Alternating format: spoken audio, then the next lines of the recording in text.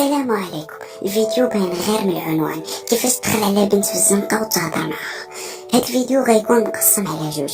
الجزء الاول واللي هو النصف الاول ديال الفيديو غنهضروا على الدخله وكيفاش تدخل على بنت، والجزء الثاني غنهضر على شنو دير مورا الدخله وكيفاش تجبد مواضيع وشنو المواضيع اللي تهضر معاها فيهم وشنو المواضيع اللي لا. اوكي نبداو في الفيديو.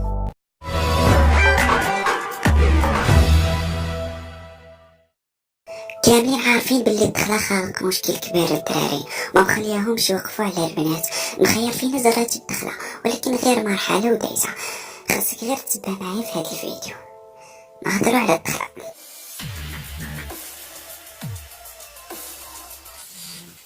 قبل ما نبداو بغيتك تخيل معايا مثلا دريه زوينه دايزه، اش غدير؟ الاغلبيه ديال الدراري غيخلقوا مبررات باش ما يمشيوش يهضروا معاها، ومن بين هاد المبررات اللي كيطرحوها الشباب هي غتقماني ولا غتكون مصاحبه ولا لا راه ما كتصاحبش.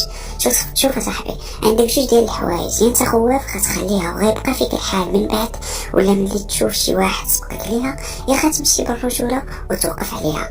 الوغ قبل ما تمشي تهضر معاها دير في بالك بلي دوك المبررات سابقه الذكر راه ما كاينينش، راه غير الخيال ديالك هذاك، وراه جميع الدريات كيتصاحبوا كون هاني، واللي ما مصاحباش راه غير مازال ما زعما ليها شي حد.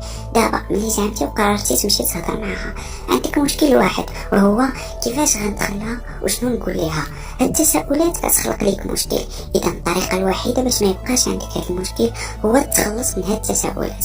غتقول لي ايوا انا نسيتهم ملي نوقف عليها واش غنبقى ساكت؟ لا، ماشي بالضروره تفكر في شنو تقول وكون هاني راه ما غتبقاش ساكت.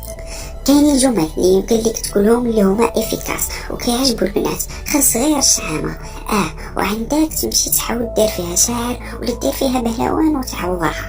كون طبيعي وتلقائي وعفوي. دابا غتقول لي راك فرحتي لي راسي بالهضره، قول لي شنو نقول لها من الاخر، شنو هما هاد الجمل. اوكي دريه يكفي انك تسبخها وتمشي معاها في الخط، غير ما تجي تفيه تاني وصافي وصدق نضيع الوضع. كنعرف شي وحدين اللي كيقولوا للبنات اختي كتعجبيني، اذا درتيها شي مره اخويا انا متاكد النتيجه غتكون في الصو، حيت ماشي هذه هي الطريقه. زوقها شويه وقول لها سمحي لي كنت مع صحابي لهيه وشفتك دايزه وعجبني الستيل ديالك، قلت علاش لا وما نجيش نهضر معاك ونتعرف عليك، سميتي فلان وكمل الهضره معاها. دابا شتي ما تقول ليش هادي صعيبه، شتي غير جرب قولها لشي بنت عطيك بالظهر وشوف النتيجه براسك، غير جرب. ونصيحه مهمه، دائما ملي تكون كتهضر حرك يديك بشكل متناسق مع كلامك وكون مبتسم وما تزيدش فيه لان شيء زاد عن حده انقلب على ضده. الجملة الثانية تقال في حالة ما إذا شافتك وشفتيها واللي هي كتبين الصراحة ديالك والعفوية ديالك زائد الثقة في النفس. سلام بلا ما نكثر عليك الهضره، عجبتيني وبغيت نتعرف عليك اكثر، شنو سميتك؟ دابا وليت عارف اش غتقول في الدخله.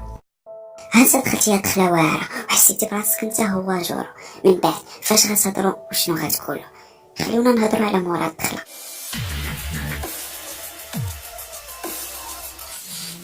وهذا المشكل كيوقع بزاف ديال الدراري، خصوصا دوك اللي ما كيعرفوش فاش يهضروا ولا على اش غيهضروا. داكشي علاش خممت مع راسي وقلت علاش ما نوريكمش مواضيع كيعجبوا البنات، وبالاخرى يمكن لك تهضر مع الفتاه اللي يلاه دخلتيها. وقبل ما نقول لك هاد المواضيع دير في بالك ان الدريه اللي دخلتيها دخله واعره خير كبيره ما كطلبش منك تكون بطل خارق بحال جورو.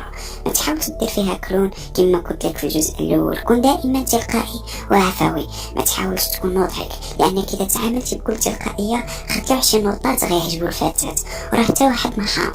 دابا غتقول لي علاش كطول الهضره؟ فهمنا دوز المواضيع. غادي نقول لك صبر شويه مالك مسروق، واخا اخويا غندوز المواضيع، ولكن قبل بغيتك ما تنساش انك ملي دخلتيها راك ما عارف عليها والو وهي ما عارفه عليك والو. اذا اول حاجه دوي فيها هي سميتك وفين كتقراي وفاش خدامه وعلاش اختاريتي هاد الشعبه ولا الخدمه. عارفه ان الاغلبيه فيكم كيعتبر التعارف شيء مليء، لكن ما تنساش انك انت دري وهي راها بنت، وفاش دخلتي هاد الدخله فانها عجبتها الصراحه ديالك وشخصيتك وبغات تعرف عليك اكثر. الوغ بعد ما دويت عليك على راسها غتلاحظ انها ولات كتسولك، وإلا ما سولاتكش قول لها انا درت العكس ديالك، ولا انا اختاريت نقرا ولا نخدم في حيط، اولا انا بحالك. المهم داكشي كيجي بوحدو. وهكذا تكونوا قدستوا في المرحله ديال التعارف، وجات مرحله اخرى اللي هي تناقشوا وتهضروا وتبلاو بلاو. لذلك انا غنصحكم تحدثوا في هذه المواضيع السبعه. اولا اللباس والستيل، ثانيا الأفلام والمسلسلات، وهذا أحسن موضوع بالنسبة لي. ثالثا الأغاني والموسيقى. رابعا الأحلام ديالها والمشاريع المستقبلية. خامسا المشاعر ديالها. سادسا قصص الحب، وخاص تكون صنطيحة باش تهضر في هذا الموضوع. سابعا الكتب اللي قراتها وعجبوها. قليل اللي كيهضر معاها في هذه المواضيع وقليل اللي كيجبد هذه المواضيع، مي هما افيكاس. رد بالك من واحد الحاجه، تمشي تجبد معاها مواضيع جنسيه ولا تقول لها ناوي معاك المعقول ولا ناوي نتزوج بيك. هادو هما المواضيع اللي غنقول لك عمرك تهضر معاها فيهم في البنت اللي يلاه دخلتيها. اوكي، كنظن بلي اختصرت في هذا الفيديو بزاف باش ما نطولش عليكم وما نكثرش عليكم.